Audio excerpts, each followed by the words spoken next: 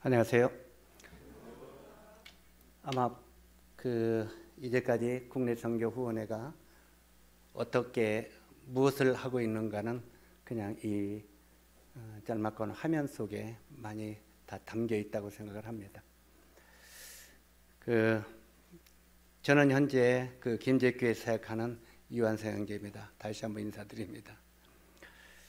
저는 73년도에 주님을 만났습니다.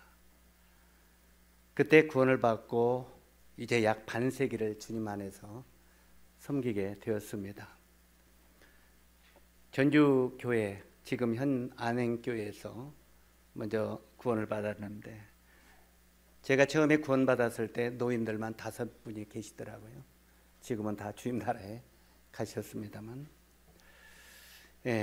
거기서 시작을 해서 현재 기린로 교회를 개척을 하고, 그 다음에 봉동교회 분가시키고, 김제교회 개척하고, 삼척교회 개척을 분가해서 보내고, 전주 서북교회 분가해서 보내고, 서북에서 온고을 송천교회가 다시 분가해서 나가게 됐습니다. 어쨌든 전주의 부근에는 전부 다 그 당시 이렇게 모임들이 개척이 되고 분가가 되면서 지금은 여러 교회들이 이렇게 주님을 섬기고 있습니다. 그렇게 이제 주님을 계속 섬겨 오다가 2020년 10월 달에 1년 동안 코로나로 말미암아 아무것도 할 수가 없었죠. 아마 우리 형제 자매님들도 이제 그 모임에 예배드리는 것조차 어렵고 많은 어려움이 있었을 줄 압니다. 이 코로나로 말미암아 모든 일이 중단되었을 때, 그때 주님이 국내 일꾼들의 어려운 소식을 듣게 하셨습니다.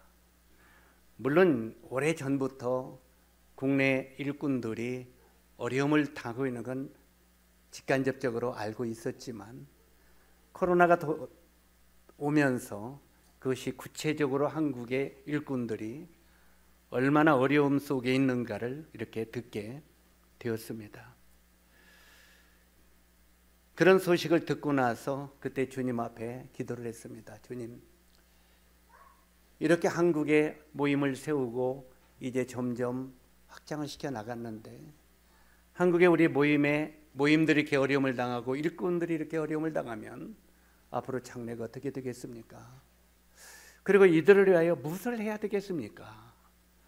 옛날부터 이 한국의 일꾼들을 위하여 무엇인가 해야 된다는 생각은 갖고 있었지만 막상 그것이 실천에 옮기기는 쉽지 않더라고요. 제가 이제 그 선교사들을 판단하거나 비판하는 건 결코 아닙니다. 오해하지 마세요. 저도 선교사들을 많이 돕는 사람 중에 하나이기 때문에요. 그러나 많은 선교사들은 외국에 나가서 선교하다 돌아오면 선교 보고도 하고 또 후원회도 만들고 그러면서 많은 후원들이 크고 작게 가지 않습니까?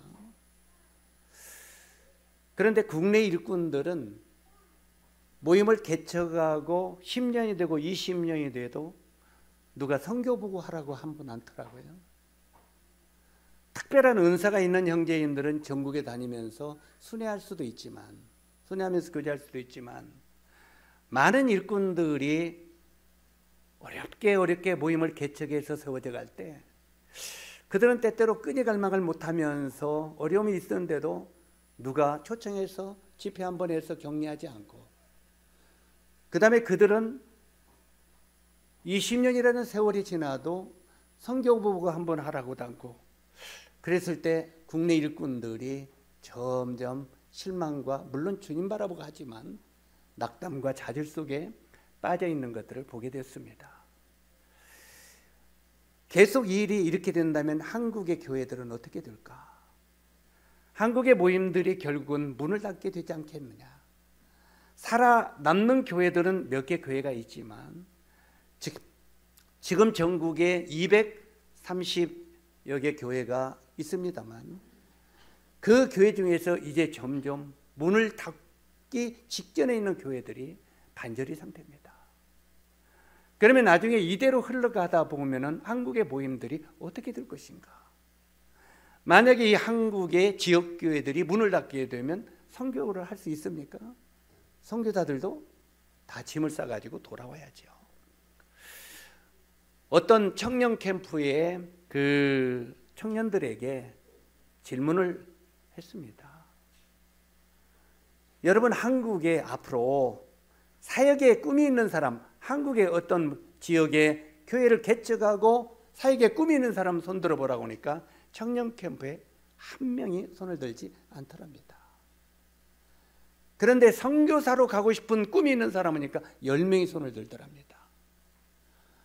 한국의 젊은이들이 전부 다 선교사로 가고 싶은 마음은 있지만 국내 일하고 싶은 마음은 없는 거예요. 왜 그렇습니까? 답이 나와 있죠.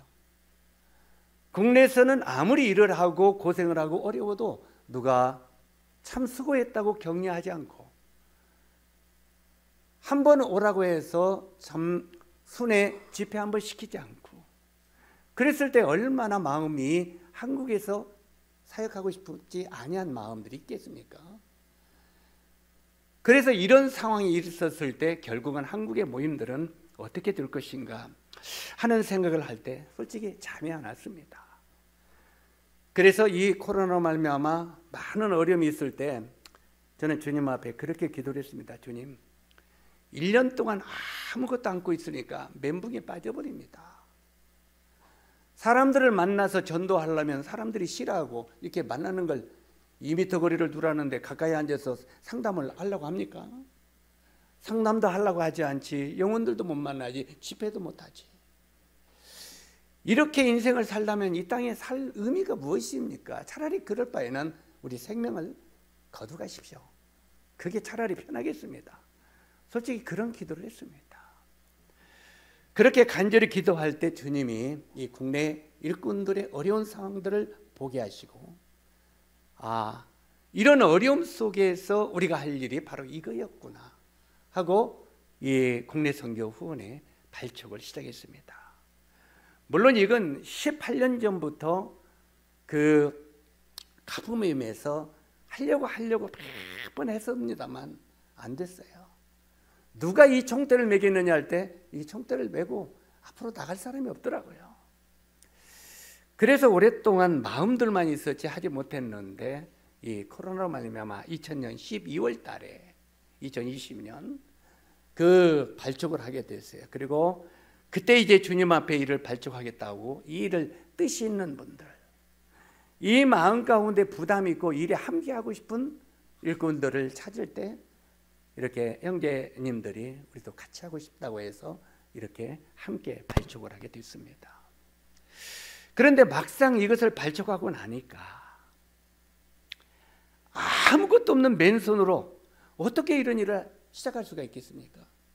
오늘 잠깐 이걸 봤을 때 그냥 안 나타나더라도 이렇게 아픈 사람들, 일꾼들, 어려움들 봉투로 이렇게 줄 때만 해도 그래도 봉투 하나에 적게는 50만 원 이상씩은 다 들어갔습니다. 이 가격을 이야기해서는 죄송합니다만. 그러면 그 많은 일꾼들에게 그 후원하고 돕는데 물질이 있어야죠. 돕고 싶은 마음이 있다고 되는 건 아니잖아요. 또 이 일을 하고 싶다고 되는 게 아니잖아요. 후원이 와야죠. 그래서 주님 앞에 계속 이제 일을 해고 발족을 하고 전국에 알렸습니다. 공문으로 알려가지고 이제 이 온라인으로 하나하나 받는데 10,000원, 20,000원, 30,000원, 50,000원, 많이는 100,000원 이렇게 이제 후원들이 조금씩 들어오더라고요. 그때 이제 그 돈을 이렇게 보면서 그렇게 기도했습니다. 주님, 이것으로 뭘 할 수 있겠나이까? 지금 전국의 어려운 일꾼들이 굉장히 힘들어하는데 이것으로 무엇을 할 수 있겠나이까? 더 구체적으로 이야기하자면 코로나로 성도들이 못 모이니까 어떤 모임은요 10명 정도가 모여요. 8명, 10명 정도 모이는 데가 많습니다. 그런데 코로나로 그나마 식구들도 못 모이니까 예배당 세를 못 내는 거예요. 그래가지고 3개월을 세를 못 냈다는 거예요. 한 달에 60만 원씩 나가는데 3개월에 세를 못 냈다는 거예요. 그러니까 그 일꾼은 모이지도 못하고 안 모이니까 헌금도 없고 3개월은 그 건축주를 돈을 주지도 못하니까 끙끙 앓고 있는 거예요. 이런 소식을 들을 때, 야, 이게 우리 모임의 현실인가? 이 생각하니까 그 당시에 정말 많은 눈물이 있었습니다. 하나님, 이런 일꾼들을 어떻게 하면 좋겠습니까? 그리고 이렇게 60만 원씩 3개월을 못 냈다면 6, 38, 180만 원이잖아요. 그런데 만 원, 2만 원, 5만 원 이렇게 조금씩 모이는 이것 갖고 무엇을 할 수 있겠나이까? 한 달 그 세나 내줄 수 있겠나이까? 50만 원을 하면 형님 계산 빠릅니까? 만 원짜리면 몇 명이 모여야 돼요? 50명 있어야 50만 원이 돼가지고 그 한 달치 내주잖아요. 그런데 어려운 일꾼들이 한 달 생활비를 주려면은 그 어릴 때 어려울 때, 그래서 그 전에 아까 여기 나왔지만 전에 설날이 돌아오니까 일꾼들이 새도 못 나는데 얼마나 힘들까 이런 생각이 들더라고요. 2달, 석 달 새도 못 내는데 얼마나 힘들까. 그래서 차라리 새는 못 나더라도 우선 밥이나 해먹고 떡이나 해먹으라고. 그래서 찹쌀하고 맵쌀하고 라면하고. 우리 철우 형제님은 라면을 사야 이렇게 큰 부피가 크게 보인다고 그래요. 그런데 크게는 보이지만 그걸로 무엇을 하겠나이까. 그럼 어떻든 그렇게 해서 그것부터 도우면서 조금씩 되는 대로 주님이 도와주는 대로 주님이 보여주는 대로 하나하나 돕기 시작했어요. 그런데 이 조그마한 걸로 주님 무엇을 할 수 있겠습니까 했더니 우리 주님이 그때 오병이의 그 기적을 보여주시더라고요. 그러면서 네 그 조그마한 5만 원, 만 원, 2만 원, 3만 원씩 들어지는 그것을 내 손에 올려놓아라. 우리 주님이 그렇게 말씀하시더래요. 내 손에 올려놓아라. 네가 그것을 네 손에 가지고 있으면 너무 적게 보이지만 내 손에 올려놓아라. 그때 이제 그것들을 주님의 손에 그러면 올리겠습니다. 우리 인간의 생각으로는 불가능하지만 이것을 주님의 손에 올리겠습니다 하고 시작을 했는데 주님이 놀랍게 오병이의 기적을 행하시기 시작하시더라고요. 이런 걸 일일이 말할 수는 없습니다만 이것이 점점점 확대가 되어서 어느 날은 그 라면하고 쌀하고 돈 조금하고 이제 어려운 모임들을 우리 몇몇 형제인들이 순회를 하는데 온양온천을 가게 됐어요. 온양온천을 가게 되니까 막 허물어진 그 뭡니까 판넬이 이렇게 제가 손가락으로 대니까 썩어서 푹 이렇게 들어가요. 그렇게 썩었어요. 그것을 샀더라고요. 그런데 보니까 노인 몇 명하고 중년 한 2 가정하고 이렇게 있어요. 그런데 그것을 어떻게 해서 샀다는 거예요. 샀는데 이걸 어떻게 방법이 없다는 거예요. 다음에 진절할. 그런데 이제 바닥에 장판이 깔려 있는데 장판이 막 이렇게 찢어져 가지고 이렇게 막 너줄너줄 해가는데 거기에 상을 놓고 거기서 예배 드리고 있더라고요. 저희들이 가다가 그 장판이 걸려서 막 넘어질 뻔했어요. 찢어져서. 이제 그것을 보면서 나중에 나와 가지고 주여 어떻게 하면 좋겠습니까? 해가지고 간절히 기도하다가 너희가 가진 것을 내 손에 올려주면 내가 이루겠다고 하는 말씀을 주셔서 그 예배당 건물을 네모데랭 밖과 안개를 우리가 하겠습니다. 이 국내에서 그 당시 돈이 900 얼마인가 모아졌어요. 그걸 가지고 예배당 하나를 지으려고 시작했어요. 그랬더니 우리 이영수 형제님이 이제 저는 이제 전국에 있는 기술자들을 좀 불러 모았죠. 그 인테리어 기술자들을 불러놔서 형제님들한테 그 중에 서너 분만 불러놓으면 될 것 같아서 형제들을 불러서 그랬습니다. 이 예배당이 이렇게 해서 이것을 공사를 해야 되겠는데 형제들 좀 도와줄 수 있겠나 했더니 재료만 되면은 해주겠습니다 하는 사람이 한 서너 명이 확보가 됐어요. 그때 이제 이것이 작은 구름이 보이나이다 이런 마음을 가지고 시작을 했는데 그때 온양온천 아마 그 이루어지는 일들은 기적이었습니다. 하나 쓰면 하나 채워주고 하나 쓰면 하나 채워주고 전국의 형제 자매님들이 이를 위하여 합심해서 그것이 몇 억짜리 공사가 900만 원짜리가 몇 억짜리 공사로 끝내게 됐습니다. 그건 정말 기적이었습니다. 그래서 그 이영수 형제님이 그러더라고요. 형제님, 그래도 기본적인 얼마 돈은 있어야 되잖아요. 그래 재료값 얼마, 뭐 얼마 하면 얼마는 있어야 되잖아. 없어 하나도. 그럼 어떻게 하려고요? 그냥 주는 대로 해보자. 내가 죽어야지 그래요. 되는 대로 해보자고 하네. 그런데 과연 그 일이 되는 대로 하다 보니까 주님이 되는 대로 해주시더라고요. 그래서 그런 일들을 하면서 주님이 이걸 기뻐하고 계시구나. 이런 어려운 일꾼들을 돕고 어려운 지역교회를 돕는 걸 주님이 기뻐하고 계시구나 하고 나서 그때 정말 그 오병의 기적을 체험하고 나서 이제 기쁘게 그 일을 시작하게 됐습니다. 자, 그러다가 이제 점점 시간이 흐르니까 어떤 일이 됐습니까? 근래 아마 우리 형제 자님들은 그 우리 철우 형제 형제출판사 뉴스를 보면요, 그게 전국 뉴스가 거기 다 들어가요. 그러니까 공문은 안 봐도 그거 보면 어디 누가 죽었고 누가 시집가고 장가가고 다 안돼요, 형제들이.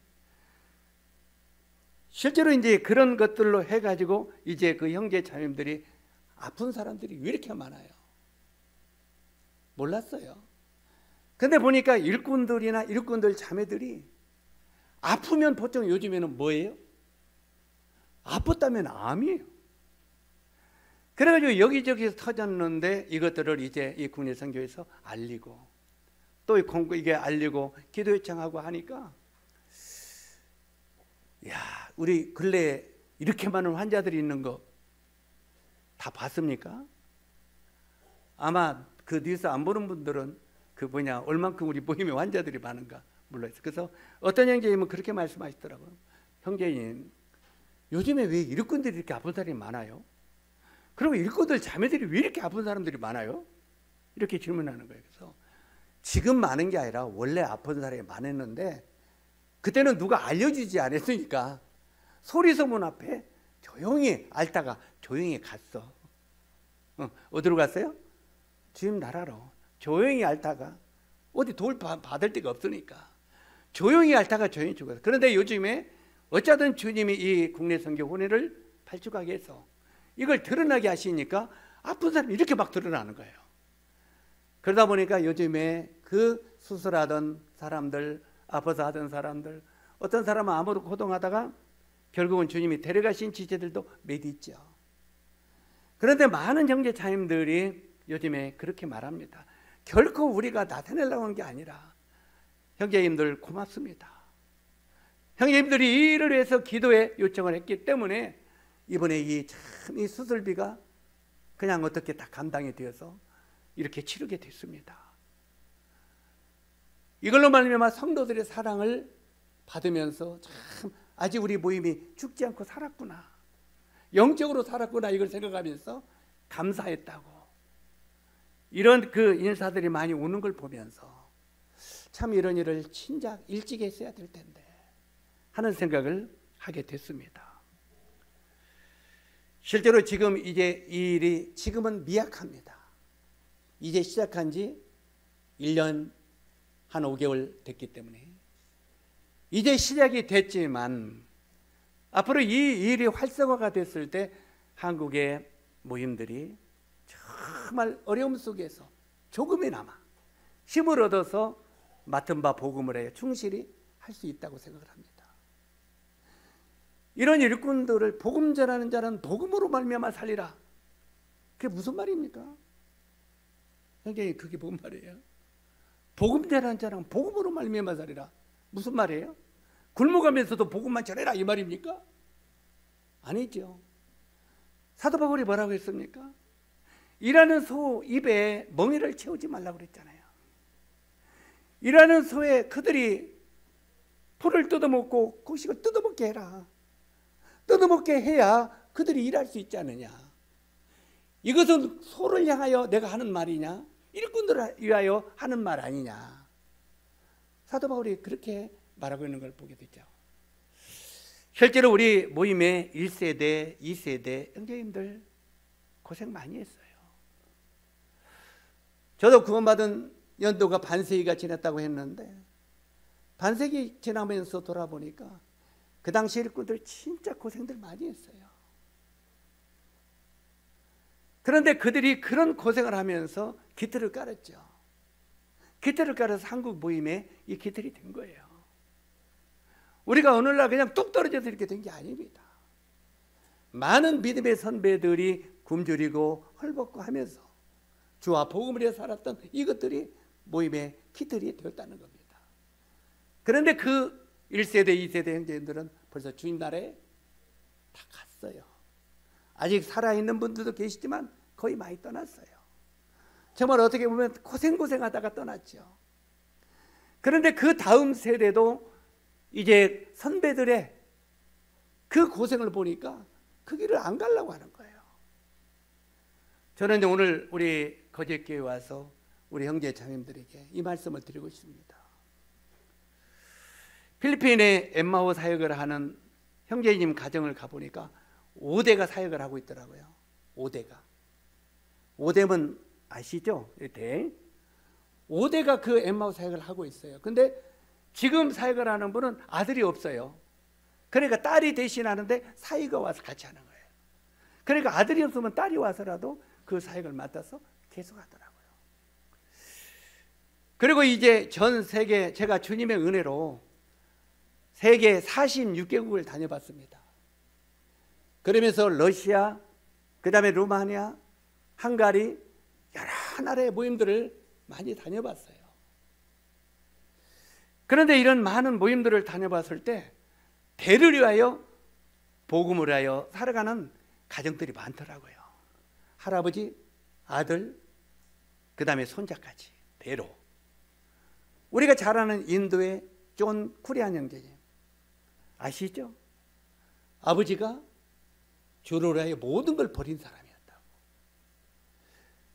그러면서 이 아버지의 명예에 정말 흠집이 나지 않도록 그 자식들이 주를 위하여 복음을 위하여 살잖아요.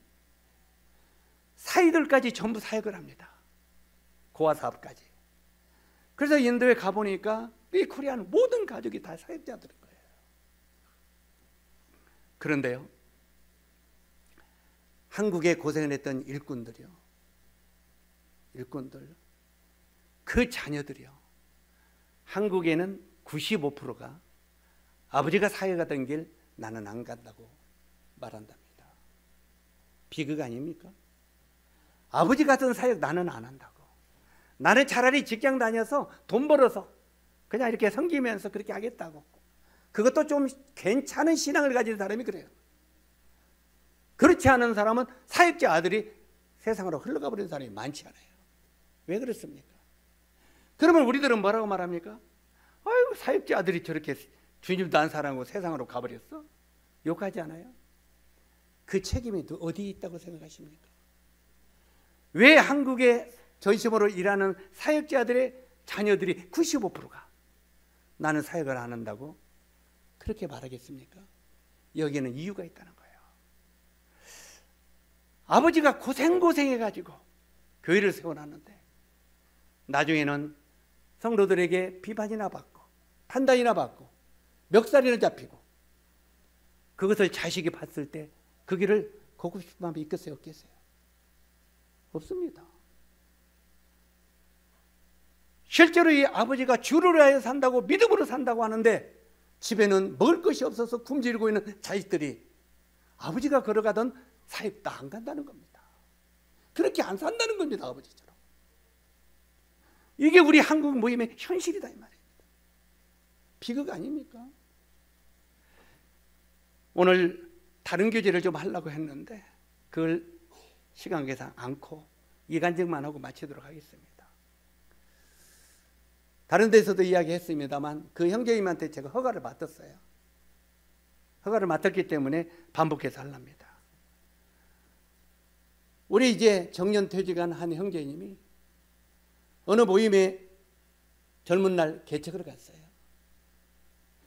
개척 가서 그 모임이 지금은 그 지역에서 이제는 괜찮은 모임으로 성장했습니다. 그런데 그 당시에는 누가 돕는 사람도 없었잖아요. 지금도 마찬가지지만 돕는 사람도 없으니까 날마다 아침, 낮, 저녁에 낮에 걸을 때도 많고 라면으로 하루를 계속 때웠답니다. 라면으로.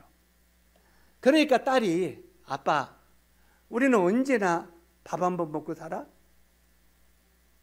하니까 아버지가 뭐라고 대답했겠습니까? 교회가 조금 부흥되면, 교회가 좀 사람이 늘어나고 전도해서 교회가 조금 부흥되면 그때 우리 밥 먹고 살자. 그때까지만 참으라. 그러니까 어린 애 마음속에 꿈이 뭐였어요? 교회가 조금 부흥되는 거. 근데 이제 교회가 수년이 흘러가지고 좀 부흥이 되니까 그 교회에 유명한 사람들이 오는 거예요. 대학교 교수도 오고 영어도 잘하는 사람도 모이고 엘리트들이 막 모이는 거예요. 근데 아버지는 고등학교 나왔어. 그러니까 젊은 청년들이 대학교 교수, 그 다음에 그 엘리트 영어 잘하는 그 형님 그쪽으로만 이제 청년들이 모이는 거야. 아버지는 항상 뒷전인 거예요. 그러니까 그 애가 대학교까지 다녔는데 이제 우리 아버지가 팽당하겠구나. 나중에 그 딸한테 제가 들은 말이에요. 우리 아버지가 팽당하겠구나. 이제 교회가 부흥이 되면 좀 괜찮을 거라고 했는데 이제 우리 아버지가 쫓겨나겠구나. 왜? 유명한 사람이 많이 부르니까. 그러니까 딸이 굉장히 마음속에 얼마나 조바심이 왔겠어요. 그래서 거기서 나타난 현상이 조울증이 와버렸어요. 우울증보다 조울증이 더 무섭다고 하더라고요. 조울증이 와버렸어요. 그래가지고 정신이 이상해져 버렸어요. 그래가지고 어느 날 제가 거기에 전도 집회를 갔는데 딸이 없어졌다고 난리가 난 거예요. 나중에 전화가 왔는데 서울 롯데월드에 아이스링크 장에 그 막 이 얼음에 지치는 사람들이 많은데 거기다 콜라를 마시고 콜라병을 던져버렸어요. 그러면 웃으면서 던진 거예요. 그러니까 얼마나 난리가 났겠어요. 그래가지고 이제 잡아가지고 조사해보니까 이제 이렇게 되니까 연락이 온 거예요. 그러니까 전도 집회가 그냥 난리가 난지 않겠습니까? 그래서 거기 데리고 오고 나중에는 그런 상태가 있어서 전주 예수병원에 신경정신과 형제가 있어서 제가 전화를 했어요. 이런 상태가 있는데 어떻게 하면 좋겠나 했더니 형님 데리고 나와서 입원을 좀 시켰으면 좋겠습니다. 예수병원에 와서 제가 입원을 시켰으면 좋겠다고. 그래서 집회 끝나고 데리고 가서 입원을 시켰어요. 입원을 시켜서 제가 원래 정신병에 들어가면은 안 내보냈거든요, 일주를. 근데 제가 이야기해서 데리고 나와서 너 뭐 가고 싶으니 하니까 뭐 시계도 사주고 나중에 눈이 나쁘다 안경 맞이도 그러면서 데리고 다니면서 굉장히 이제 이야기를 하면서 했더니 그냥 말을 조리기도 않고 막 이 말했다 저 말했다 하는 거 있잖아요. 정신이 그런 사람. 그런데 그 이야기 속에 흐르는 내용이 뭐였냐면 아까 지금 이야기했던 그 얘기예요. 우리 아버지가 교회가 부흥이 되면 밥 먹겠다 했는데 이제 조금 교회가 괜찮아지니까 이제 우리 아버지가 팽장하겠다는 거예요. 그래서 자기가 일본어과를 다니는데 아버지 보고 자네께나 일본어를 배우라. 내가 가르쳐 주겠다고. 딸이요. 그래가지고 일본 사람들은 아빠도 통역해라. 그래가지고 저 형제님들하고 레벨을 좀 갖춰라. 레벨을. 그래야 아빠가 무시 안 당하지 않겠냐.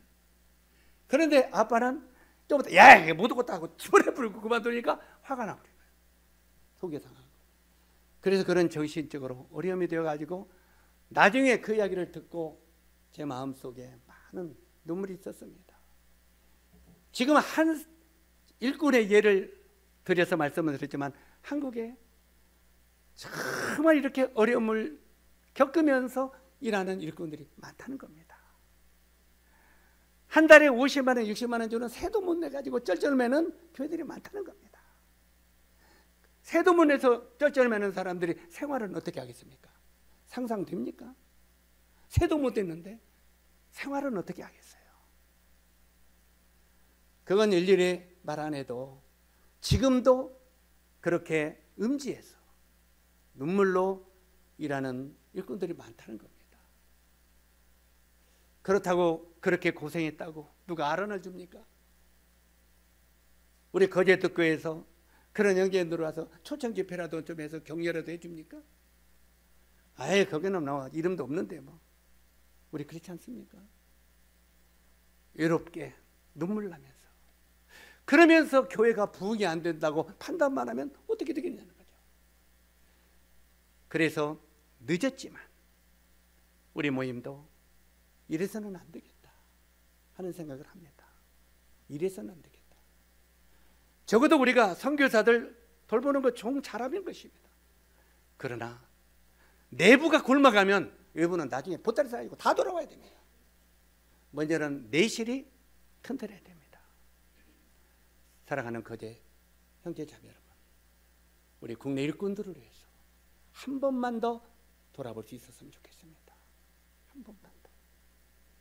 한 번만 더 돌아봐서 지금도 이름 없이 빚도 없이 어려움을 겪고 있는 일꾼들이 우리 형제 자매들이 모르면 우리가 대신 그 일을 해줍니다. 저는 일일이 찾아다니면서 그들이 어떻게 생활하는가 살펴봅니다. 그래서 때때로는 이건 달달이 도와야 되겠구나, 때때로는 여기는 부분적으로 도와주면 되겠구나. 나중에 이 국내 선교가 활성화가 되면은 이제 앞으로는 어느 지역에 개척할 때 예배당도 얻어주고 아니면 예배당도 지어주고 거기에 합당한 소명을 받은 일꾼도 파송시키고 그를 위하여 생활도 도와주고 이집트가 그걸 잘하고 있더라고요. 이집트는 실제로 그것을 봄내는 사람, 파송하는 사람, 건축 담당하는 전부 위원들이 있어서 그런 부분을 정말 잘하고 있더라고요. 그러면서 어떻게 일꾼이 생활을 하면서 복음을 전하면서 그렇게 할 수 있느냐? 복음 전하는 자는 복음으로 말미암아 살리라 했기 때문에 그가 복음에 전무하게 하고 우리는 그들이 생활할 수 있도록 도와야 되지 않느냐 뒤에서 그렇게 말하고 있더라고요. 우리들도 이제 늦었지만 우리 한국의 어려운 일꾼들을 돕는 그런 지역교회들이 되었으면 하는 마음이 있습니다. 그리고 앞으로는 일꾼들도 검증을 받고 너도 나도 그냥 이러겠다고 하지 말고 정말 검증을 받고 나가면 그를 위하여 뒤에서 철저하게 기도하고 지원하고 돕는 이런 모임 시스템이 될 때 한국 모임이 든든하게 설 수 있다고 믿습니다. 사랑하는 형제 자매 여러분, 정말 한국의 모임의 일꾼들을 조금만 돌아봐 주시면 좋겠습니다. 이상입니다.